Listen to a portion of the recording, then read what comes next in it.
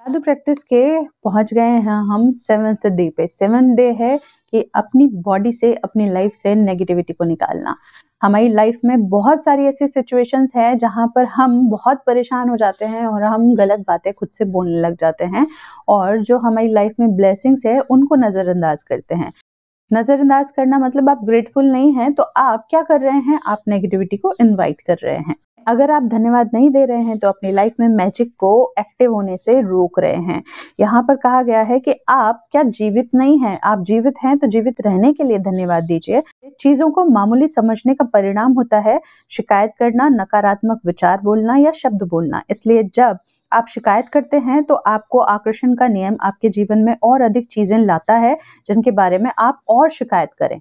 तो देख रहे हैं, अट्रैक्शन, लॉ ऑफ अट्रैक्शन काम कर रहा है, तो वो नेगेटिविटी में काम कर रहा है आपके लिए, क्योंकि जब आप ग्रेटिट्यूड पे नहीं कर रहे हैं तो आप शिकायत कर रहे हैं, शिकायत पे कर रहे हैं, तो जो आप बोलेंगे, जो आप सोचेंगे, जिस चीज पे आपका फोकस जाएगा वही चीजें आपकी लाइफ में होगी।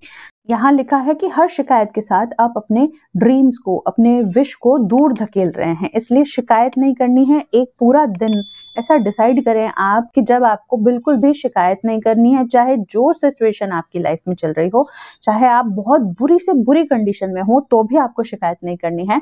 यहाँ पर जो इस मैजिक बुक में है, एक द ग्लैड गेम के बारे में बताया गया है, जो कि वर्ल्ट डिज्नी की एक पिक्चर थी पोलियाना, उसके बारे में बताया गया। उस पिक्चर में क्या होता था, एक छोटी सी लड़की होती थी जो अनाथ होती थी, उसके जीवन में बहुत प्रॉब्लम्स थी, उसकी एक आंटी थी जिनके पास वो रहती थी, फिर भी जैसे आंटी उसको गलत कुछ बोलती तो भी वो चीजें अपनी लाइफ में ग्रेटफुल होने के लिए, खुश होने के लिए कुछ ना कुछ ऐसा ढूंढ ही लेती। जैसे वो आंटी उसको जब परेशान करती थी, वो कहती कोई बात नहीं, मेरे पास एटलीस्ट घर है रहने के लिए, मेरे पास आंटी है, ठीक है, मेरे पास खाने को फूड है। तो वो इस तरीके से अपने आप को बेटर चीजें देखती। एक बार उसका दोस्त था, उसने अपने दोस्त को भी वो ये गेम सिखाया, द ग्लेड गेम। उसमें दोस्त ने कहा कि हम रोज ही एक तरीके की दाल रोटी खा रहे हैं और मैं बोर हो गया हूँ, मुझे समझ में नहीं आता कि क्यों हम ऐसे खा रहे हैं। तब उसने उसे समझाया कि सोचो कि तुम्हारे पास खाना है, तुम्हारा पेट भरा है, तुम रोज खाना खा रहे हो। सोचो अगर तुम्हारे पास खाना ही नहीं होता तो तुम जीवित भी नहीं रह पाते। तो इस तरीके से आपकी जो भी सिचुएशन हो बुरी से बुरी, उसमें भी आपको पॉजिटिविटी ढूंढनी ही पड़ेगी। जब आप ग्रेटिट्यूड पे करेंगे तभी आपकी लाइफ में और ज्यादा पॉजिटिव चीजें आएंगी, ऐसा इस चैप्टर में कहा गया है। आप अपनी लाइफ की कोई भी एक ऐसी सिचुएशन लें जिसको सॉल्व करना बहुत जरूरी है। बस इसमें एग्जाम्पल दिया गया है कि कैसे ग्रेटफुल हो सकते हैं नेगेटिव सिचुएशन में भी। सपोज कीजिए कि आपके पास जॉब नहीं है, मनी का फ्लो नहीं है, तो आप 10 चीजें ऐसी ढूंढें जिनके लिए आप ग्रेटफुल हो सकते हैं ऐसी सिचुएशन में भी। यहाँ देखो बताया गया है, मैं अभी इस वक्त ग्रेटफुल हूँ क्योंकि जब मेरे पास मनी नहीं है या मेरे पास जॉब नहीं है तो इस दौरान मेरे पास अपने परिवार के लिए अधिक समय है। खाली समय होने के कारण अब मेरे जीवन को मैं बेहतर तरीके से मैनेज कर पाता हूँ। मेरे पास जीवन में अधिकतम समय नौकरी रही है और मैं एक्सपीरियंस्ड हूँ, है ना। ये पहली बार है जब मैं बेरोजगार हूँ, रोजगार के लिए नए विकल्प उत्पन्न हो रहे हैं, ऐसा भी खुद को कहना है, और नई नौकरियां सामने आ रही है। मैंने नौकरियों के लिए आवेदन किया है और साक्षात्कार के लिए समय है, ठीक है। और स्वास्थ्य अच्छा है, काम कर सकता हूँ, प्रोत्साहन और समर्थन के लिए कृतज्ञ हूँ।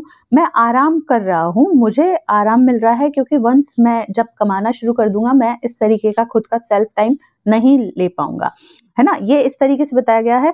और ये बताया गया है लास्ट में कि नौकरी खोने की वजह से मुझे ये एहसास हो गया कि ये मेरे लिए कितनी अधिक मायने रखती थी। मुझे अब तक ऐसा एहसास कभी नहीं हुआ। देखा आपने कि ये बता रहे हैं कि इसमें सिचुएशन में भी कैसे पॉजिटिव हुआ जा सकता है। ऐसे ही यहाँ पर रिलेशनशिप के बारे में बताया गया है कि मेरे जीवन में ऐसे पॉजिटिव चीजें लिखी कि मेरे जीवन में अधिकतर संबंध सचमुच अच्छे हैं। मैं अपने पिता के प्रति कृतज्ञ हूँ। मैं जो भी चीजें मेरी अपनी लाइफ में अभी तक हुई उनके लिए मैं कृतज्ञ हूँ। मेरे पापा मुझे बचपन में बहुत प्यार करते थे, उन्होंने मुझे बहुत जो है सपोर्ट किया। ऐसा होगा कि आपका जो भी सोचने का तरीका है ना वो चेंज हो जाएगा। आपका जो ध्यान है लव की तरफ जाएगा, आपका ध्यान अबंडेंस की तरफ जाएगा कि आपकी लाइफ में बहुत कुछ ऐसा है जिसके लिए आप ग्रेटफुल फील कर सकते हैं। जब आप खुद भर जाएंगे ना तो आपकी लाइफ में और चीजें ऐसी क्रिएट होने लग जाएंगी जो जब आप उनको ही अट्रैक्ट करोगे, ठीक है। बेटर लाइफस्टाइल हो जाएगी आपकी, बेटर लाइफ पार्टनर मिलेगा। हो सकता है कि आप जिनको मैनिफेस्ट करना चाह रहे हैं वो ही आपकी लाइफ में आ जाए, ठीक। जब आप ऐसी चीजें लिख लें, लिस्ट बना लें कि जैसे बेटर मतलब बुरी सिचुएशन में भी आप इन इन चीजों के लिए ग्रेटफुल हो सकते हैं, तब लास्ट में लिखें कि मुझे मेरी समस्या का बेटर समाधान देने के लिए या मुझे मेरी समस्या का बेस्ट सॉल्यूशन देने के लिए thank you, thank you, thank you. इस तरीके से लिखते हुए यूनिवर्स को थैंक यू बोले। जब आपको डिसाइड करना है कि पूरे दिन में आपको कोई नेगेटिव बात नहीं बोलनी है, आप ऐसा सोचें कि आपके पास एक लाइफ लाइन है, ठीक है? आपको ऐसा इमेजिन करना है कि आपके पास एक लाइफलाइन है, जो अगर आपको दिन भर के लिए 10 लाइफलाइन दी जाती हैं, अगर आप ग्रेटिट्यूड पे करते हैं तब तो वो लाइन्स वैसी की वैसी पे बनी रहेंगी। लेकिन जैसे ही आप नेगेटिव बात बोलते हैं, नेगेटिव किसी को बोलते हैं या सोचते हैं, तो एक-एक करके लाइफलाइन खत्म होती जाएगी। तो देखिए कि आपकी लाइफ में कितना इम्पैक्ट होता है नेगेटिव बातों को बोलने का और सोचने का। आज के चैप्टर में यही है, टास्क यही है। जो भी सिचुएशन गड़बड़ चल रही है उसमें भी पॉजिटिव चीजें देखनी है, उसकी लिस्ट बनानी है कि ऐसी सिचुएशन में भी कैसे हम पॉजिटिव रह सकते हैं, ठीक है?